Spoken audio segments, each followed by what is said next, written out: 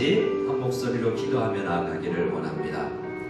8월의 둘째 주일 예배를 하나님 앞에 올려드릴 때 비록 우리가 영상으로 모여서 각 가정에서 하나님 앞에 나아가지만 우리 어디에 나 계신 우리 주님께서 우리의 예배를 받아주실 줄 믿고 온 가족이 한 마음으로 하나님을 바라가며 섬길 수 있는 귀한 예배가 될 수 있도록 주의 음성을 들을 수 있는 예배가 될 수 있도록 주여 함께하여 주시옵소서. 한 목소리로 기도드리기 위해 우리 모두를 대표해서 이홍길 장로님 기도해 주시겠습니다. 기도하겠습니다.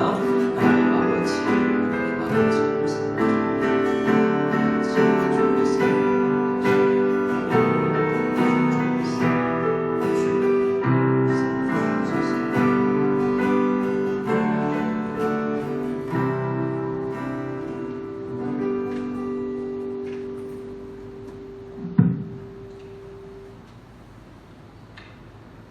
너희는 유혹의 욕심을 따라 썩어져가는 부습을 따르는 옛사람을 벗어버리고 오직 너희의 심령이 새롭게 되어 하나님을 따라 의와 진리의 거룩함으로 지으심을 받은 새 사람을 입으라.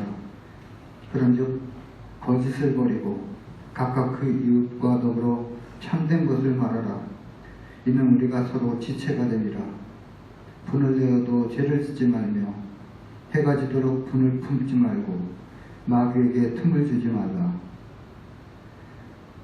무더운 폭염과 코로나 재확산 중에도 지난 한 주간 가정과 일터를 안전으로 지켜주시고 비대면 예배로 올려드리게 하시며 감사를 드립니다. 변종 코로나 확산으로 언제 끝날지 모르는 올해에도 일상의 어려움과 경제적인 불안 등 절망적인 순간들이 많지만 이런 환경 속에서도 주님과 동행하는 삶과 예배로 영광을 올려드리게 하옵소서.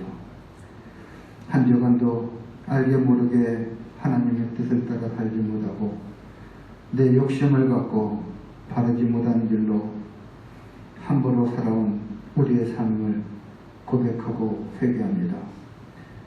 우리에게 정직한 영을 허락하사 나로 말미암아 상처받는 분들이 없도록 복된 신앙인으로 살아갈 수 있도록 지켜주시옵소서. 형식적인 예배가 아닌 말씀으로 변화된 진실한 삶을 가르치고 실천하는 공동체가 되게 하옵소서. 우리 교회가 성도를 온전하게 하며 하나님을 아는 것과 믿는 것에 전심을 다하며 그리스도의 장성한 분량에 이르게 하여 교회의 교회됨을 잃지 않는 교회로 사랑과 진리 안에서 계속 성장하길 원합니다. 이 땅에 범람하는 음란과 부정과 사욕과 악한 정욕과 탐심을 멀리하게 하옵시고 성령이 하나 되게 하신 온 성도가 긍휼과 자비와 온유와 오래 참음을 옷 입고 서로 용납하며 용서를 구하며 말씀 가운데 살게 하옵소서. 올해도 우리에게 허락하신 일터와 가족을 위해 기도에 힘쓰며 맡겨진 일에 최선을 다하고 삶의 현장에서 빛과 소금의 역할을 잘 감당케 하시고 경건의 삶을 살게 하시며 주님을 신뢰하며 살 수 있도록 힘을 주옵소서. 우리가 하나님의 계명을 지키며 예수의 증거를 가진 성도로서 감사를 표현하며 살게 하옵소서. 우리가 봉사와 섬김의 삶 가운데 내 의가 드러나지 않게 하옵시고 우리의 모난 부분을 다듬어 주시고 주일 학교 예배를 비롯한 장년부 예배 가운데 기름 부음을 받은 성도들이 인격적인 하나님을 만나고 온전케 되기를 소망합니다. 또한 코로나로 자유로운 왕래가 어려운 가운데 세계 여러 나라로 흩어져 있는 우리의 가족들을 안전으로 지켜주시고 투병 중인 김사모님과 병마와 싸우는 환우분들과 여러 모양으로 아픔을 겪고 있는 성도들 가정을 위로해 주시며 주님의 뜻을 알게 하시고 주 안에서 하나 되어 위로와 격려로 어둠의 터널을 속히 지나가게 하옵소서. 여러 가지로 드리는 모임이 안전한 모임이 되게 하여 주시며 장년부 3자교회 예배도 하반기 잘 시작할 수 있도록 여건을 허락하시고 기도로 준비하게 하옵소서. 오늘도 말씀을 전하시는 김 선생님과 오은 도사님, 이전 도사님이 성령 충만한 가운데 말씀을 전하게 하시고 찬양과 여러 모양으로 섬기는 주의 일꾼들이 날마다 하나님께 영광을 올려드리며 가정과 일터가 주님의 돌보신 가운데 든든히 서 있게 하옵소서. 이 시간도 하늘의 문을 열어주셔서 주님의 영광이 임하고 복음을 마음속 깊이 깨닫고 체험하는 시간이 되기를 소원합니다. 예수님의 이름으로 기도드립니다.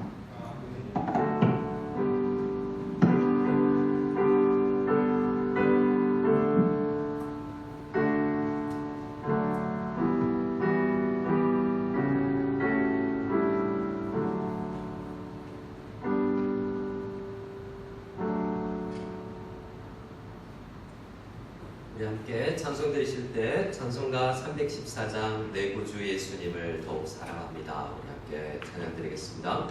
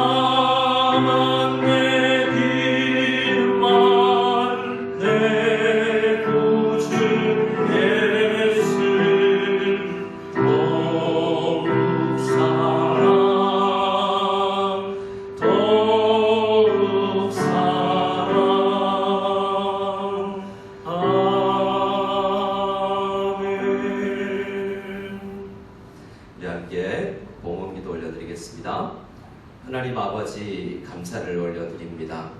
늘 감사 제목을 찾게 하시니 감사합니다. 중국에서의 생활을 지켜주신 하나님께 감사하며 한국에 돌아가는 여정 가운데도 늘 함께하여 주실 것을 믿고 감사하며 주님 앞에 예배드리는 귀한 영혼이 있습니다. 이 시간 각 가정에 있지만 또 위체스로 성금으로 현물로 주님 앞에 물질을 드리며 몸을 드려 마음을 드려 찬송을 높이 올리며 주님 앞에 나가는 귀한 영혼들마다 가정마다 주님께서 함께해 주시고 은혜 내려 주실 줄 믿고 오늘 이 예배를 통하여서 더욱 주님을 사랑할 수 있게 되고 더욱 주님께서 우리를 사랑하신다는 것을 깨달으며 확신할 수 있는 믿음으로 나가는 우리들 다 되게 하여 주실 줄 믿사옵고 감사하며 예수님의 이름으로 기도드리옵나이다. 아멘. 우리 함께 교회 소식을 나누도록 하겠습니다. 우리 영상 촬영을 위해서 최소로 모인 이 예배실 가운데도 주님의 은혜가 넘치기를 원합니다. 우리 가족끼리 가까이 계신 분들께 한번 인사하기를 원합니다. 예수님 우리와 함께 하십니다. 예수님 우리와 함께 하십니다. 감사합니다. 광고를 위챗으로 구역장님들을 통해서 드린 것처럼 우리 8월은 코로나19의 확산을 방지하기 위하여서 국가적인 이 방역 대책에 우리도 한 마음으로 나아가기로 해서 비대면으로 모이게 됩니다. 우리 새벽 기도는 위챗으로 음성 파일을 전달할 것이고요.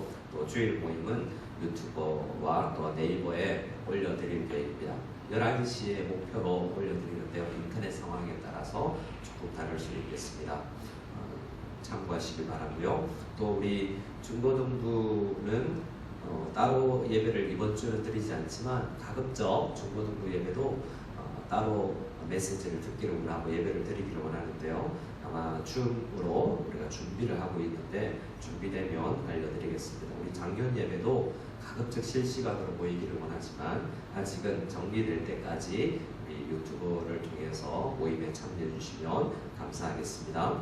그리고 헌금이나 기타 안내는 네이버 카페에 교회 소식을 참고해 주시기 바랍니다. 아직 카페 가입하지 않으신 분들이 있다면 가입해 주시면 감사하겠습니다. 교육부 중고등부 수련회는 일단 9월 초로 저희들이 옮기는데요. 가급적 그 기간을 지킬 수 있도록 하나님께 은혜를 구하며 기도해 주시기 바랍니다. 여러 가지 시험 기간과 추석과 또 국경절 등 더 연기되면 여러 가지로 어려울 것 같습니다. 하나님 앞에 은혜를 구하며 간절히 기도해 주시면 감사하겠습니다. 새가족 교육 두 번째 시간을 우리 가지기를 원하는데요. 우리 센터에서는 가지기 힘들어서 외부에서 잠시 모임을 가지기로 했습니다. 이 어려운 가운데서도 새가족들도 스스로 새가족 모임을 참여하기를 원하고 있는데 이 가운데 안전하게 은혜 가운데 한몸됨을 확인할 수 있는 귀한 시간 될 수 있도록 여러분 기도해 주시고 각 구역에 잘 배정될 수 있도록 기도해 주시면 감사하겠습니다. 우리 함께 하나님의 말씀을 찾아서 읽도록 하겠습니다. 하나님의 말씀은 요한복음 11장 35절입니다. 말씀에 대해서 잠시 말씀을 드리면 지난주 요나서를 시작을 했는데요. 오늘 중고등부가 함께 하는데 중고등부 수련의 말씀이 요나서 말씀이에요. 그래서 같은 말씀을 두 번 들어도 되겠지만 가급적 그래도 그 말씀을 신선하게 받아들이기 위해서 우리가 잠시 중단되었던 요한복음에서의 예수님의 만남 시리즈를 중단했었는데요. 다시 요한복음 와서 말씀을 전하도록 하겠습니다. 요한복음 11장 35절 제목이기도 하고 35절이기도 하는데요. 우리 함께 요한복음 11장 35절 한 절을 한 목소리로 같이 읽도록 하겠습니다. 읽겠습니다. 예수께서 눈물을 흘리시더라. 아멘. 짧은 한 구절이었습니다. 오늘은 요한복음 11장 내용이 좀 긴 내용이지만 35절 말씀을 중심으로 하나님의 말씀을 나눌까 합니다. 우리 PPT를 넘겨주시면 우리 35절 이 예수께서 눈물을 흘리시더라 라는 이 현상, 예수께서 눈물을 흘리셨어요. 여러분들 예수님이 눈물을 흘리셨다. 어떤 느낌이 드시는지 잘 모르겠어요.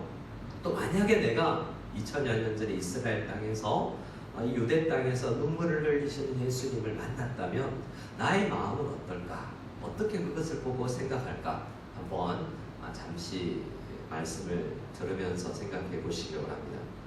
그런데 오늘 요한복음 11장 36절과 37절을 보면 눈물을 흘리시는 예수님을 옆에서 지켜본 사람들의 반응이 있습니다. 근데 이 두 반응이 기록되어 있는데요. 이 두 반응이 예수께서 원하시는 온전한 반응은 아닌 것 같아요.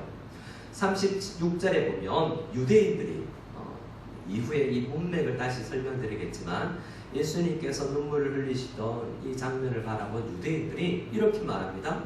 보라, 그 예수님이 지금 예수님이 이 장례식장에 와 있거든요. 죽은 사람과 그의 가정을 보고 그 가정을 그 사람을 얼마나 사랑했나라고 보고 감탄하고 있습니다. 왜냐하면 다른 때 죽음을 맞이했던 예수님이 항상 눈물을 흘리시지는 않으셨던 모양이에요. 근데 이번 장례식에 와서는 예수님께서 눈물을 펑펑 쏟으신 것 같아요. 표가 나도록 눈물을 흘리신 것 같아요.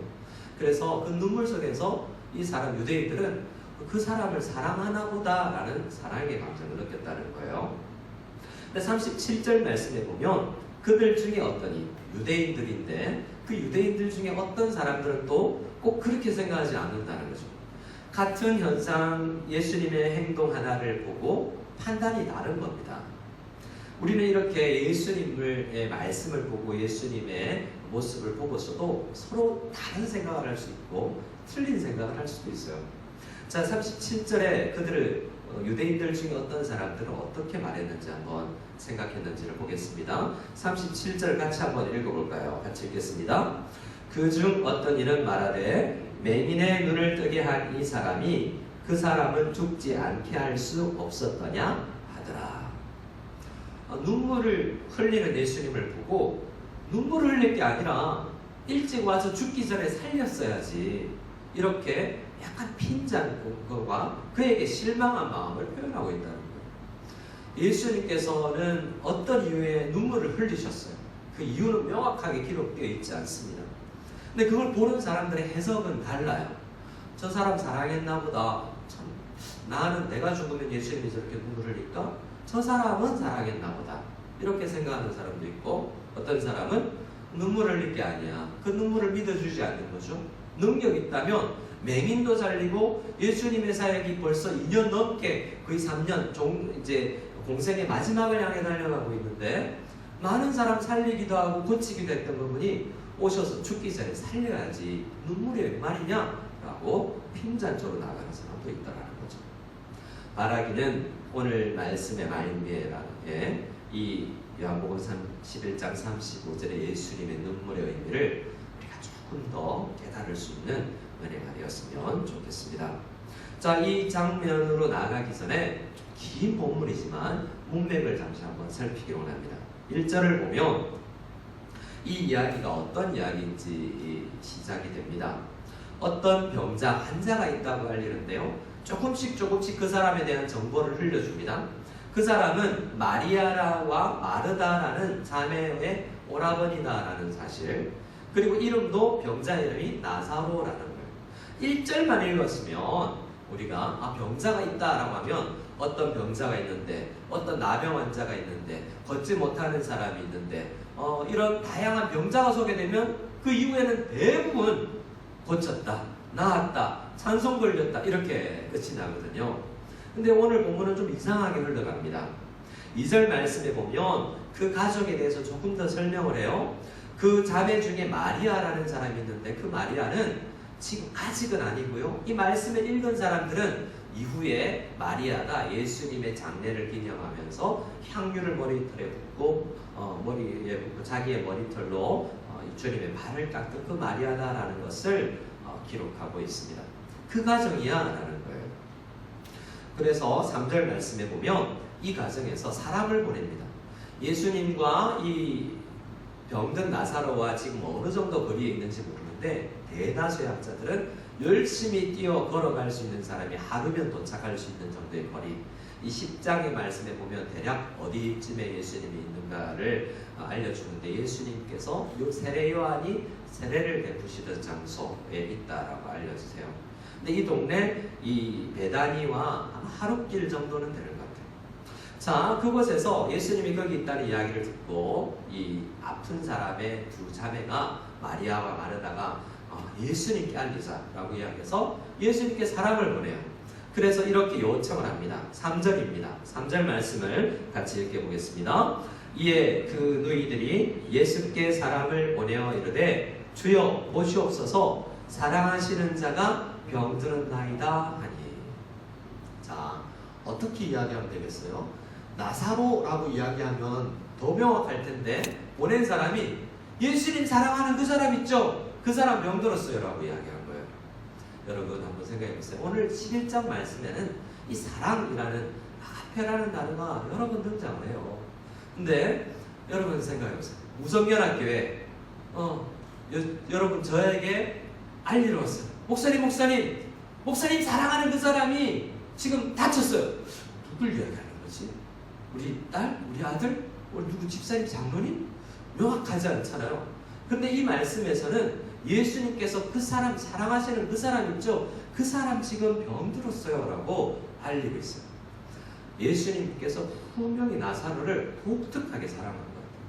요한복음 안에는요, 특별히 이름이 많이 등장하지 않습니다. 우리는 예수님이 만나준 사람, 예수님을 만나온 사람이 아니라 요한복음에는 예수님이 만나준 사람들의 이름이 기록되어 있다고 이야기했죠. 그 사람 한 사람 한 사람을 찾아가요.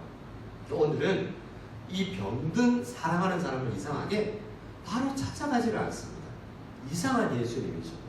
그동안에 만났던 우리 예수님, 알던 예수님하고 좀 달라요. 사랑하는 자가 병들었다면 열일 제치고 달려가야죠. 여러분, 가족 가운데 그러지 않겠어요? 자녀가 다쳤거나 부모님이 위중하거나 그러면 가급적 찾아가서 굉장히 중요한 사업일지라도 연기하고 달려가려는 사람들이 있을 거예요. 제가 아는 목사님이 해외 출장을 좀 해외 강의를 많이 다니시는 분이 계셨어요. 근데 그분이 미국에 계실 때 이 장인 어른이 의정하다는 이야기를 듣고 중요한 세미나를 포기하고 들어와서 병문안 갔는데 살아나신 거예요. 2년 지나서 또 미국에 계신데 또 아프시다고 연락이 온 거예요. 또 포기하고 왔어요. 그 이후에 10년을 더 사셨대요. 그만큼 중요한 일을 하고 임종을 보려고도 달려가잖아요. 사랑하기 때문에. 그거는 사람이라면 당연한데 예수님께서 어떻게 하셨는지를 우리 4절 이후의 말씀이 기록하고 있습니다. 자, 4절에 보면 예수께서 들으셨어요? 나사로가 아프구나. 그런데 그러면 이후에는 당연히 대부분 우리가 아는 예수님이라면 그래, 베드로의 장모의 병을 고치기 위해서도 가셨는데 함께 가시니 나았더라. 이렇게 끝나도 돼요. 그리고 하나님 앞에 영광을 돌렸더라. 이래도 되잖아요. 근데 이 말씀은 이상하게 흘러갑니다. 예수님께서 들으시고 이 일을 가르치기를 먼저 하십니다. 예수님께서 이르시되 이 병은 나사로가 지금 걸렸다고 이야기하는 죽을 병이기 때문에 사람을 보냈을 텐데 그런데 예수님은 이 병은 죽을 병 아니야 라고 이야기합니다. 어떤 병이냐? 하나님의 영광을 나타내기 위한 일이다 라고 이야기를 하고요. 또 두 번째는 하나님이 아니라 하나님의 아들이 또한 이로 말미암아 이 사건으로 말미암아 영광을 받게 될 거야 라고 이야기합니다. 성부 하나님과 지금 이 말씀을 하고 계시는 성자 예수님이 이 사건을 통해서 더 드러나고 더 그분이 어떤 분이신지 알게 될 거야 라고 이야기를 하는 거예요. 이 죽을 병에 걸린 나사로가 하나님 앞에 귀하게 사실 쓰임받는 거예요. 우리가 병에 걸리고 사업이 망하고 어떤 형편에 걸리더라도 때로는 하나님이 영광 받으시는 결과가 될 수 있다는 것을 가르치고 있습니다. 5절 6절에 보면 다시 한번 이렇게 이야기합니다. 6절을 말하기 전에 다시 한번 요한은 이야기를 하는 거예요. 5절 말씀, 예수께서 본래 이전부터 제자들이 사랑하는 예수님이 제자 중에서 12명의 제자 중에서 사도 요한만큼 또 예수님의 사랑을 많이 받은 사람이 없거든요. 근데 그 요한이 보기에도 이 나사로와 마르다와 마리아는 특별히 사랑을 받은 가정이라는 것을 이야기하고 있습니다. 본래 마르다와 그 동생과 나사로를 예수님이 사랑하셨는데 희한하게 이상하게 이해되지 않게 6절입니다. 시작. 나사로가 병들었다 함을 들으시고 그 계시던 곳에 이틀을 더 유하시고 그 소리를 듣고도 예수님께서 가르치시고 이틀 더 안 가셨다는 죽을 병 아니야 라고 이야기해놓고 말이죠. 이틀을 더 그곳에 머물러셨대요. 의도적으로 말이죠. 그래서 나중에 우리가 예수님께서 이 마을에 나사로에게 찾아갔을 때 보면 죽은 지 4일째라고 해요. 그럼 언제 죽었을까? 명확하지 않아요? 소식 전하러 하루, 그리고 이틀 뒤하고 또 하루 걸려서 갔겠죠? 그러니까 거의 그 어떤 여정 중에 줄어들었는지 잘 모르지만 소식을 전하자마자 얼마 지나지 않아서 나사로는 죽은 것 같아요. 이틀째 죽었고 오히려 천천히 가서 사흘을 또 걸려서 더 지체했을 수도 있습니다. 명확한 시간 관계는 모르지만 예수님은 이제 가십니다. 잠시 말씀을 생략하는데 이 말씀은 요한복음 11장 전 이후의 모든 끝까지의 내용을 중요한 문장 가운데 이 나사로의 죽음과 다시 살아나는 이야기가 있기 때문에 차후에 이 내용의 문맥은 다시 말씀드리지만 오늘은 35절을 중심으로 묵상하기 때문에 11절로 넘어가서 묵상하도록 하겠습니다. 자, 11절에 보면 예수님께서 제자들에게 소식을 들었던 예수님이 이건 죽을 병 아니야? 하나님과 하나님의 아들이 영광받을 사건이야? 라고 가르치셨던 예수님이 이틀을 더 머무셨다가 갑자기 11절에 이렇게 이야기합니다. 11절 말씀도 우리 한 목소리로 같이 읽어볼까요? 이 말씀을 하신 후에 또 이르시되 우리 친구 나사로가 잠들었도다. 그러나 내가 깨우러 가노라. 자, 병들었다. 죽을 병 아니다. 라고 이야기했는데 지금 예수님은 또 뭐라고 이야기하고 있습니까? 잠들었기 때문에 깨우러 가자라고 이야기를 하고 있습니다. 네, 깨우러 가자라고 이야기하는데 그 이야기를 듣고 제자들이 뭐라고 그래요? 예수님 굳이 깨우러 가실 필요가 있겠습니까? 잠들었다면 일어나겠죠. 잠이라는 특징이 뭐예요? 잠은 우리가 물론 기독교인들도 기독교인이 아니어도 죽음을 잠이라고 가끔 표현할 수도 있지만 잠의 특성은 깨는 것을 전제하는 거예요. 잔다라는 것은 깬다, 잠들었다, 깰 것이다 라는 걸 전제하는 거거든요. 그러니까 예수님께서 안 가셔도 되는 거잖아요. 잘 이해하지를 못하는 거죠. 그래서 다시 설명해 줍니다. 14절에 예수께서 의미를 밝히 말씀해 주시는데 내가 잔다라고 말하는 건 죽었다라는 거야. 그러면 예수님의 죽음을 향한 기본적인 입장이 뭐예요? 예수님은 적어도 나사로의 죽음을 바라보면서 잔다라고 생각하는 거죠. 지금 우리도 그런 예수님의 대상과 생각을 가질 필요가 있습니다. 제 아버지도 최근에 잠드셨는데요. 믿음을 가지고 보면 잠드신 거죠. 예수님은 우리 아버지를 바라보고도 잠들었다라고 판단하고 여러분들의 가정 가운데 아픔을 겪은 가정들이 그 대상을 바라봅니다. 슬프고 아프지만 잠잔다. 예수 안에 잠잔다라고 생각할 수 있어요. 또 누가 깨울 수 있어요? 예수님께서 깨우면 다 일어날 것이라는 거죠. 그 믿음을 우리가 가질 필요가 있습니다. 이제 잠든 나사로를 깨우러 가면서 제자들에게 이렇게 분명히 가르치십니다. 15절입니다. 15절을 같이 한 목소리로 읽겠습니다. 시작. 내가 거기 있지 아니한 것을 너희를 위하여 기뻐하노니 이는 너희로 믿게 하려 함이라. 그러나 그에게로 가자 하시니. 자, 예수님께서 무슨 말씀을 하고 계신 거예요? 나 이틀 동안 안 갔는데 그가 죽을 때 거기에 내가 없었던 게 참 다행이고 내 마음이 기쁘다 라고 이야기해요. 근데 왜요? 사람이 죽었는데 기쁘다니요? 이상하잖아요. 전체 문맥을 좀 생각해보면 이상한 말씀을 예수님께서 여러 번 하는 거예요. 여러분 생각해보세요. 사랑하는 사람이 죽었는데 다른 사람한테 내 마음이 기쁘다 이런 이야기를 할 수 있어요? 예수님 그런데 제자들에게 사랑하는 친구가, 우리 친구가, 제자들의 친구가 죽었는데 내 마음이 기쁘다라고 이야기해요. 왜 그러냐? 이 일을 통해서 제자들의 믿음이 성장할 걸 아셨기 때문에 그래요. 이건 그래서 사도들은 신약성경에서 여러 번 이야기합니다. 고난이 오거나 어떤 일이 와도 힘든 일이 와도 온전히 기쁘게 여기라고 이야기할 때가 있어요. 왜냐하면 그 일이 우리의 믿음을 더 한층 성장시킬 것을 우리가 알기 때문에 고난이 오나 풍랑이 부나 여러 가지 어려움이 있으나 코로나 전국 가운데서도 우리가 기뻐할 수 있어요. 왜요? 무엇보다 중요한 우리의 믿음이 굳건하여지고 성장하여질 것이기 때문에 그렇습니다. 예수님은 그 일을 어떻게 이제 일이 이루어질 것을 다 아시고 제자들을 데리고 그 영혼 성장, 믿음 성장의 학교로 지금 걸어가신 겁니다. 자, 이제 20절 말씀으로 가볼 텐데요. 20절 말씀에 가보면 이제 그 마을에 당도한 사건의 때의 이야기입니다. 마르다라는 언니가 예수님께서 오신다라는 말씀을 듣고 나가서 맞이합니다.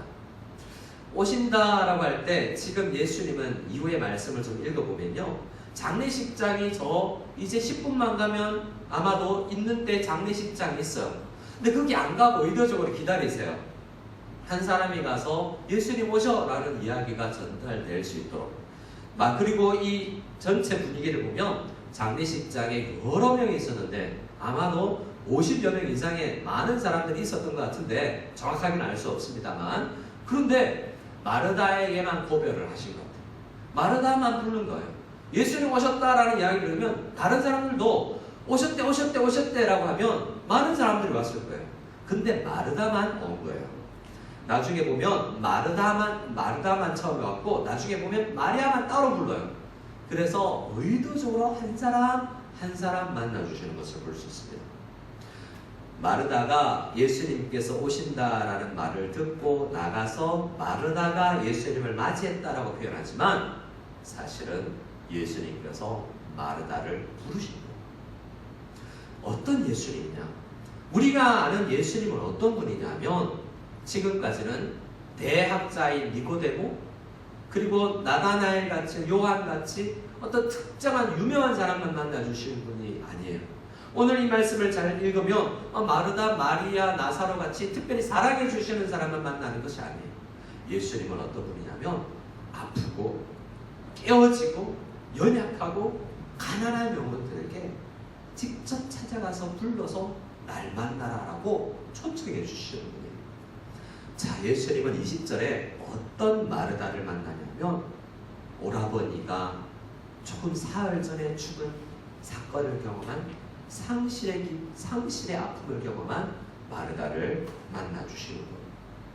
우리는 인생을 살다 보면 많은 상실을 경험합니다.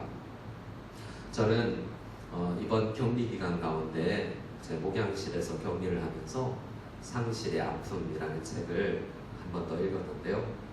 제가 우리 한국에 있을 때 제가 사역했던 기관에서 출판사도 운영했는데요. 그 출판사에서 상실의 아픔이라는 책을 출간했어요. 책이 출간되기 전부터 원고를 보면서 참 귀한 책이다라고 생각을 했고 우성연합교회에 부임했는데 한 가정이 장례가 났어요. 형님이 돌아가신 거예요. 그래서 그분께 그 책을 선물하면서 상실의 아픔을 극복하시기 위해서 권면했던 책이거든요. 네, 그 책을 다시 읽었어요. 어떤 내용이냐면 상실의 아픔을 경험한 사람들을 만나서 대면하기가 너무 힘들다는 거예요. 어떤 이야기가 나오냐면 남편이 있는데 장인어른이 아내의 아버지가 돌아가셨어요. 이 남편이 아내를 어떻게 대하고 어떤 말을 해야 하고 어떻게 표현해야 되는지 너무나 어려운 거예요. 조금 힘내, 격려해, 누구나 다 이런 일을 경험해 라고 말하면 당신 일 아니라고 당신 아버지 돌아가셨을 때 이렇게 안 하더니 나한테는 이렇게 하는 거야? 우리의 마음은요, 이 어려움을 당한 사람이 도대체 어떻게 다가가야 될지 너무나 어려워요. 많은 경우의 사람들에게 힘을 내라고 말해야 될지, 위로할지, 그냥 아무 말 안 하고 울어줘야 할지, 우리는 연약해서 각 대상의 마음에 어떻게 합당하게 다가갈지 잘 몰라요. 근데 오늘 우리는 그런 상실의 아픔을 경험한 마르다를 불러내시면서 마르다의 맞춤형 위로를 하시는 하나님을 예수님을 만나는 겁니다. 마르다는 속으로 어떤 생각을 하냐면 맞이잖아요. 오빠 죽었고 이제 동생 있는데 이 사람들이 아직 미혼이고 아마 부모님 이야기 없는 걸로 봐서 거의 청소년들인 거예요. 부모 없이 젊은 어린 나이 때부터 정말 열심히 예수님 말씀 듣고 자기들끼리 열심히 삼남매가 살아가는 그런 어리지만 연약하지만 예수님 잘 믿는 그런 가정 같아요. 그런데 마르다가 힘을 내요. 내가 무너지면 안 되지. 내가 이제 우리 가정을 책임져야 되는데 이런 마음을 가지고 조금 어떤 사람은 힘을 낼 수 있거든요. 그런 사람들은 장례식장에서도 그냥 펑펑 울면서 주저앉아 있지 않아요. 뭔가 손님 치러야 되고 일은 해야지라고 생각하면서 해야 될 일을 화장터를 예약하거나 그리고 장례식 준비를 하거나 손님 맞이하는 일을 해야 되기 때문에 눈물 흘릴 겨를이 없는 그런 맞이가 있을 수 있다. 그런 마르다일 거예요. 그런 마르다에게 예수님께서 오셨으면 마르다에게를 만났는데요. 마르다가 첫 마디가 예수님 좀 삐졌어요. 21절입니다. 21절을 같이 한번 읽어보겠습니다. 시작. 마르다가 예수께 여짜오되 주께서 여기 계셨더라면 내 오라버니가 죽지 아니하였겠나이다.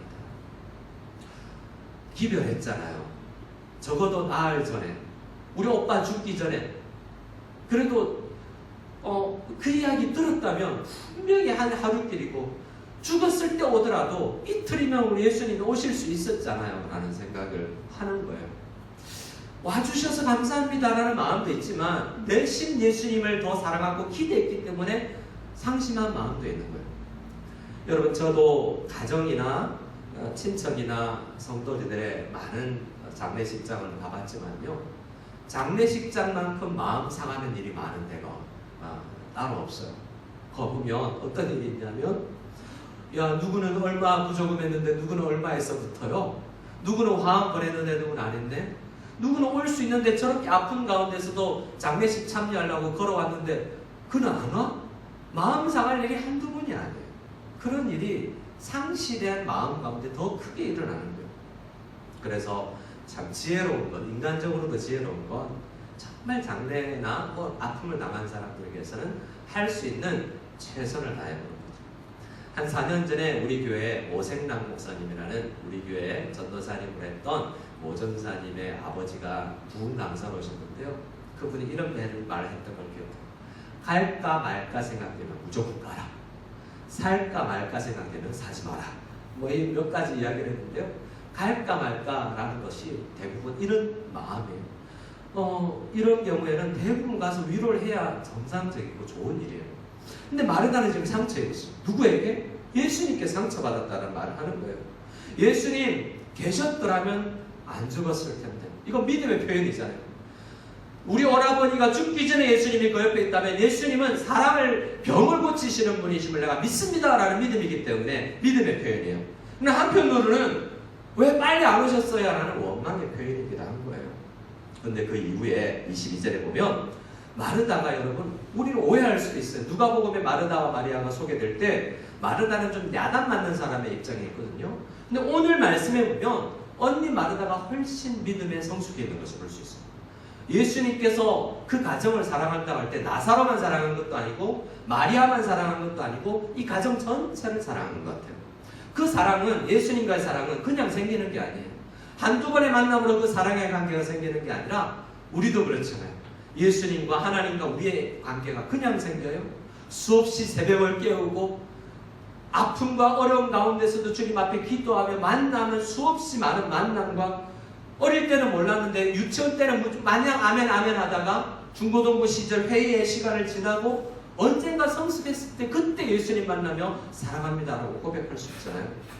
그래서 마르다, 마리아 그리고 나사로와 예수님의 관계는 보통 관계가 아니고, 이 마르다도 이후에 고백을 보면 보통의 신앙인이 아닌 것을 볼 수 있어요.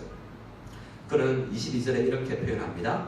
오라버니가 죽었지만 그러나 나는 이제라도 주께서 무엇이든지 하나님께 구하시는 것을 하나님이 주실 줄을 내가 알고 믿습니다 라고 고백하잖아요. 그 정도로 지금 마르다는 믿음에 있는 사람이에요. 이 환경 가운데서도 믿음을 잃지 않는 사람이에요. 근데 예수님께서 이렇게 말해줍니다. 여러분, 이제 여러분이 아마도 많이 들으셨을 메시지가 여기에서부터 전해져요. 예수께서 마르다에게 상실한 마음 가운데서도 굳게 서 있는 그 사람에게 필요한 말씀을 해줍니다. 네 오라버니가 다시 살 거야 라는 거죠. 그러니까 마르다가 이야기합니다.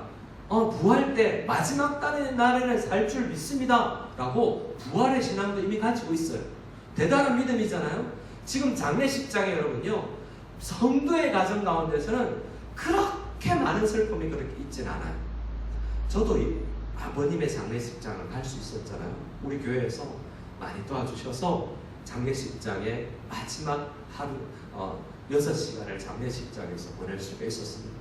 그런데 제 마음 가운데 엄청 큰 슬픔이 몰려와서 장례식장에 도달했는데요, 그 장례식장에 여러 꽃이 놓여있고 영정사진, 제 신학대학원 졸업식 때 지금부터 몇 년이 지났어요. 아주 오래전에 혹시 모른다고 찍었던 그 사진이 영정사진으로 제 졸업 앨범에 있는 아버지 사진이 거기에 있고, 그런데 그 슬픔의 현장인데 앞에 그 폐에 집사 김동운이라고 넣여있는 그 집사라는 직분을 딱 보는 순간, 십자가와 그 직분을 보는 순간 할렐루야, 우리 아버지 천국 가신다, 부활하신다는 믿음이 확 들더라고요.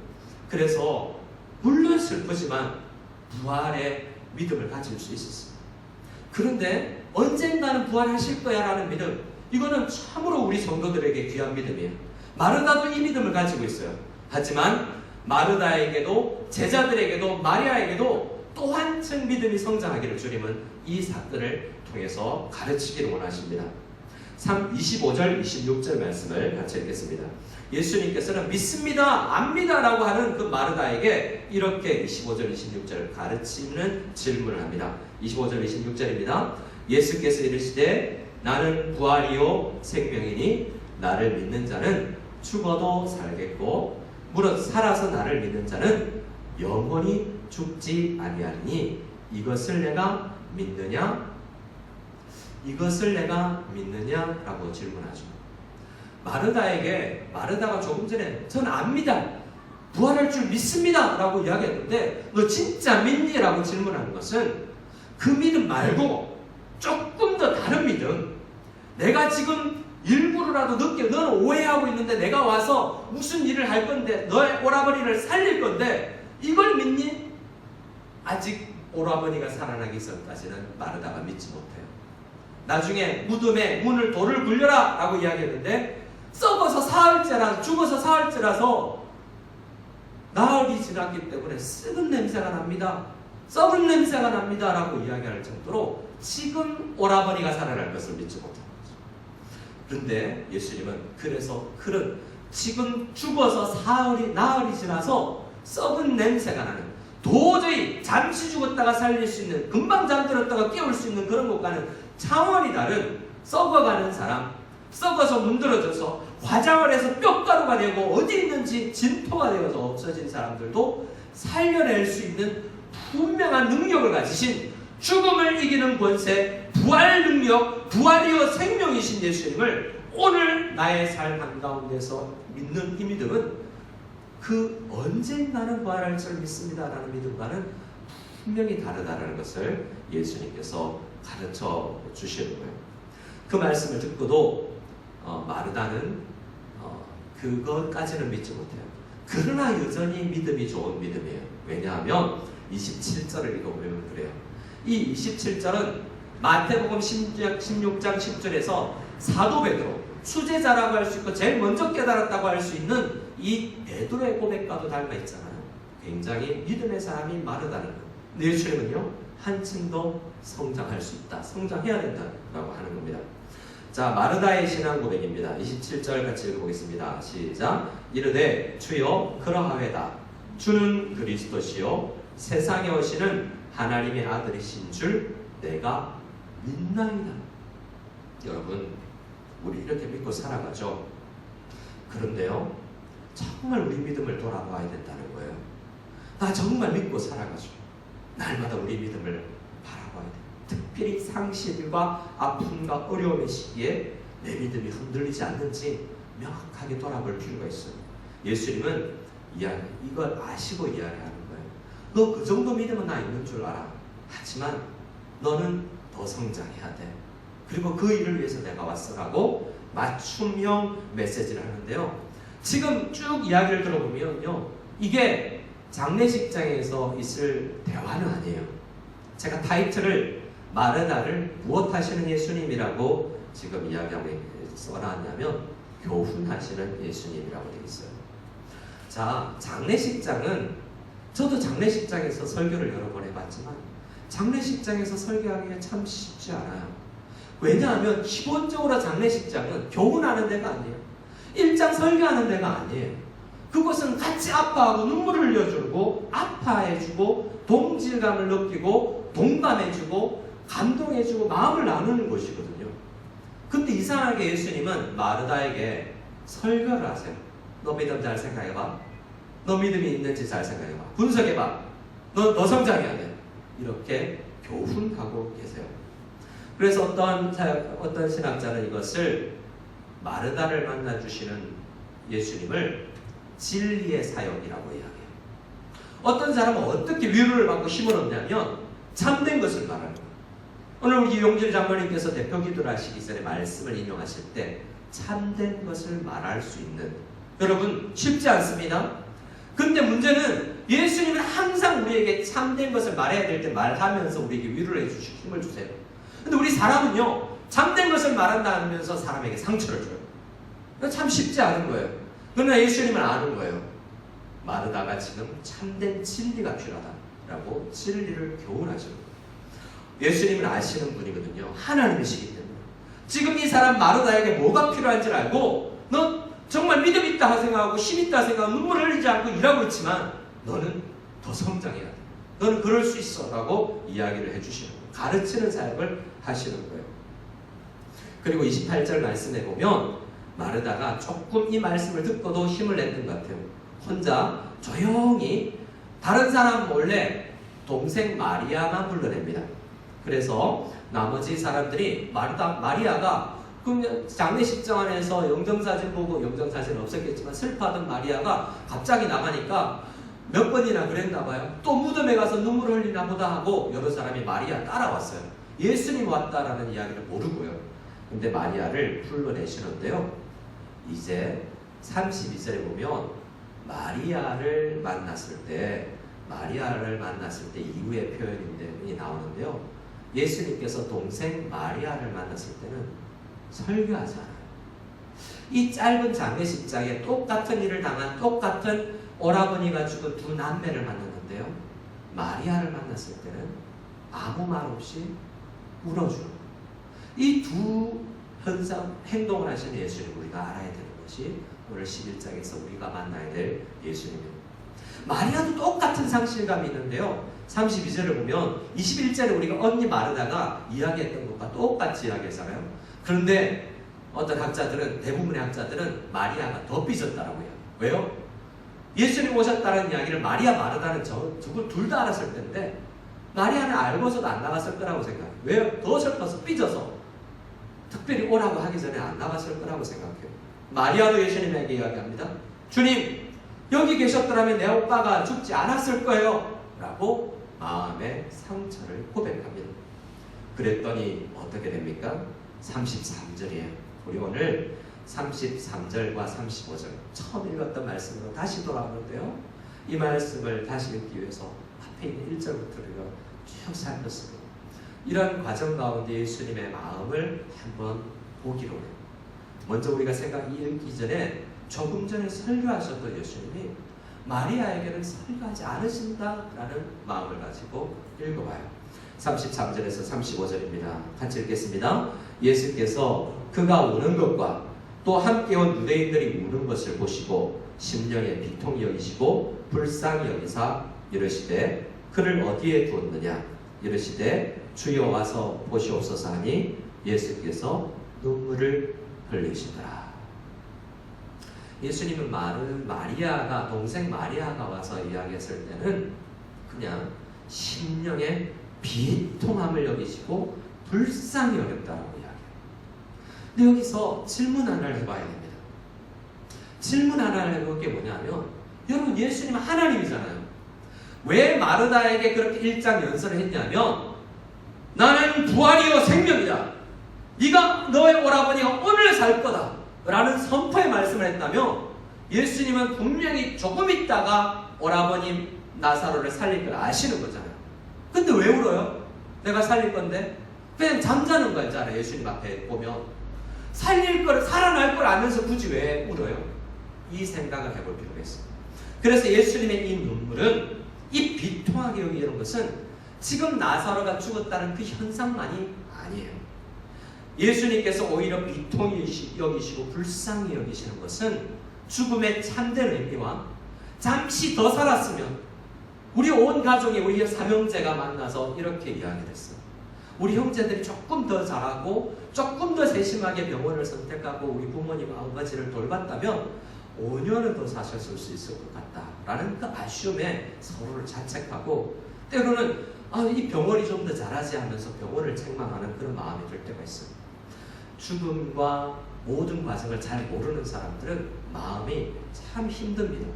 근데 예수님은, 예수님의 비통과 이 아픔은 그냥 죽음을 대한 것이 아니라 특별히 정말 믿음에 있어서 성장하지 못하고 이 현상 가운데서 그저 울기만 하고 있는 그들을 바라보면서도 아파하시는 거예요. 그리고 특별히 죽음 자체, 지금 이 나사로뿐만이 아니라 수없이 많은 사람들이 죽어나가는, 아담 이후에 수없이 많은, 아마도 이때까지만 해도 수억 명의, 지금 오늘까지도 수조의 사람들이 죽었을 텐데, 그 죽음이 이 가정에 임하고 우리에게 임한다는 것은 그 이유를 분명히 아시는 예수님께서는 사망을 향하여서 너무나 분내하고 계시는 거죠. 그렇게 분내라면 지금 당장 사탄 마귀를 없애실 수도 있을 텐데, 하나님께서는 아직도 이틀을 더 유하시고 이 장례식장에 가셨던 것처럼 아직도 2000년을 이 죽음이라는 문제는 완벽하게 아직은 우리에게 허락을 하시면서 아직 우리에게 오시지 않고 있으세요. 그런데 우리에게 교훈하기를 원하는 거예요. 사망이 어떻게 임하는지. 사망의 현장에서 그래, 많은 사람이 죽는 거야. 조금 시간이 지나가면, 그 정도의 상실 가면 치료할 수 있어 라고 위로하지 말고, 이 사망이라는 것에 대해서 분노하고 예수님처럼 이 지긋지긋한 죄를 어떻게 해결할까, 부활이요 생명이신 예수님을 오늘도 붙들고 이 사탄이 우리에게 주는 그 생각들을 물리쳐야 되는데, 오늘 마리아와 마르다가 삐져있고 상심해있고 원망하고 있지만 그 마음에서 일어나서 믿음으로 오늘 하루를 사는 정말 부활과 믿음의 사람이 될 수 있기를 간절히 바라면서 예수님은 눈물을 흘리시며 원통해 하시며 그 이야기를 알리신 거예요. 오늘 말씀을 마무리하면서 두 부류의 36절 37절 두 사람이 예수님의 눈물을 오해했다라고 말씀드렸어요. 예수님의 눈물을 보고 인간적으로 이해해버렸어요. 근데 우리는 예수님의 이 눈물을 보면서 뭘 느끼냐면 사자이신 어린 양을 바라봅니다.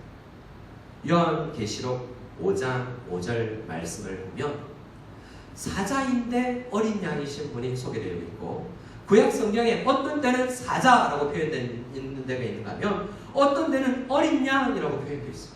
오늘 우리가 요한복음 11장에서 만나는 예수님은 전능하셔서 부활 권능을 가지고 계시고 생명이신 사자이신, 죽음을 향해서 돌 굴려 나서라 나오라 라고 외치시는 전능하신 말씀의 생명의 주이신 사자이신 하나님의 선포를 보면과 동시에 한 영혼에게 찾아와서 너의 아픔하라. 대제사장이지만 우리의 모난 부분을, 연약함을 동정하지 아니하시는 분이 아니고 깊이 동정하시고 함께 하셔서 손잡아 주시며 우리의 눈물에 동참해 주시면서 인간적으로 눈물을 흘리시는, 하나님이라면 살아날 것이기 때문에 굳이 눈물을 흘릴 필요 없죠. 하지만 인간적으로 우리에게 찾아와서 연약한 우리의 상태와 상황을 아시고 눈물을 흘리고 손잡아 줄 수 있는 예수님을 동일하게 하루에 다 만나는 거예요. 우리가 믿는 예수님은 사자이신 어린 양이에요. 사자이시면서 어린 양이면서 포효하시는 능력이 많으신 생명의 주님이시라는 거예요. 그 주님을 믿는 사람들은 어떻게 살아야 되느냐? 예수님께서 비통히 여기시는 것을 우리가 함께 비통히 여기면서 예수님께서 사랑하는 사람들에게 어떻게 다가가셨는지를 생각하면서 말씀을 마무리할까 해요. 요한복음 13장 맨 마지막 PPT 34절을 보면 이렇게 되어 있습니다. 예수님께서 사랑하는 자 가정에 장례식이 일어났는데 이틀을 지체하셨다라고 이야기하잖아요. 그러니까 오늘 11장에서 우리가 만나는 예수님은 예수님께서 깊이 사랑하는 사람들을 어떻게 대하시는가를 만나는 거예요. 예수님은 사랑하지만 설교하세요. 사랑하지만 책망하세요. 사랑하지만 교훈하세요. 그렇게 사랑하기 때문에 손잡아주시고 울어주세요. 그래서 우리도 예수님처럼이 아니지만 예수님처럼 닮아가는 사람들은 예수님도 사랑하고 하나님도 사랑하지만 우리 형제자매를 사랑할 줄 알아야 되거든요. 예수님께서 요한복음에 말씀하는 건 그거예요. 내가 사랑하는 사람들 어떻게 대하는지 맞지? 때로는 진리로 다가와서 분명히 말해야 돼요. 근데 때로는 정말 아무 말 하지 마. 울어주고 동감해주고 감정을 표출하고 너의 감정만 가지지 말고 감정을 흘려보내. 그가 깨달을 수 있도록 함께 울어주라, 안아주어라 라고 이야기하는 거예요. 근데 문제는 우리가 예수님이 안 되라는 데 있어요. 우리는 예수님처럼 온전히 마르다와 마리아를 대할 수는 없어요. 그렇기 때문에 오늘도 우리를 십자가를 지신 예수님 앞에 어린 양이면서 나사로를 살리기 위해서 이제 자기가 죽어버리는, 지금 예수님은 나사로의 장례식에 온 것이 아니라 자기 장례식장에 가는 기분으로 오셔서 내가 죽어야 네가 산다는 마음으로 이 가정을 대하고 있거든요. 예수님 그 마음을 깨달아야만 우리가 더욱더 서로를 사랑할 수 있는 것 같아요. 예수님은 세 계명을 우리에게 줍니다. 너희들 나 봤지? 내가 어떻게 많은 사람들을 사랑하는지 봤지? 나는 나사로, 마리아, 마르다만 사랑하지 않아. 예수님 앞에 나오는 많은 학자들이나 가진 사람이나 못 가진 사람이나 중고등부 학생들이나 초등부 아이들이나 다 사랑해. 그리고 사랑한 사람들을 향해서 각장 너희들 맞춤형으로 나아갈 거야. 중고등부 여러분도 그렇게 다가오신 예수님을 만날 수 있습니다.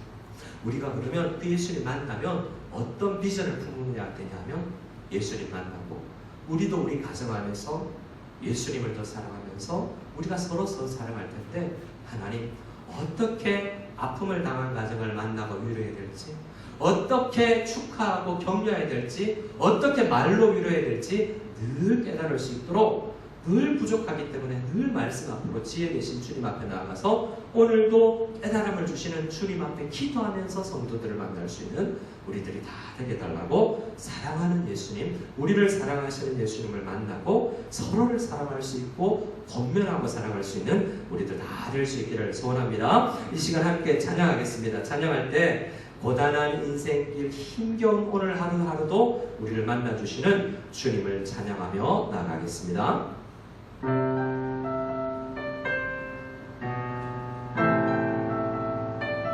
언제든지 우리를 찾아오셔서 우리를 만나시는 예수님을 찬양하기를 원합니다. 나나 인생길 힘겨운 오늘도 예수 내 마음 아시네. 지나간 아픔도 마주할 세상도 예수 내 마음 아시네. 하루를 살아도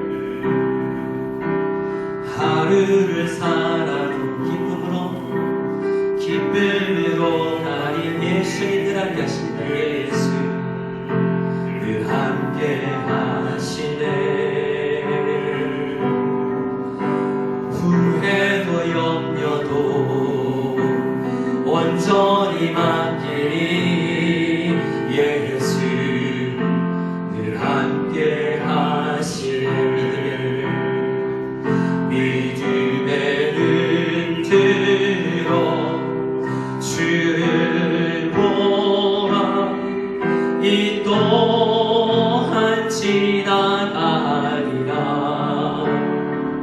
주어진 내 삶의 시간 속에 주의 뜻 알게 하소서. 믿음의 눈 들어 주를 보리.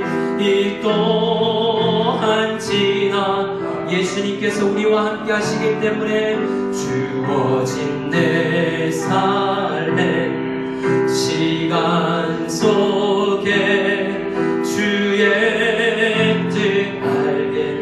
믿음의 고백을 주님 앞에 드립니다.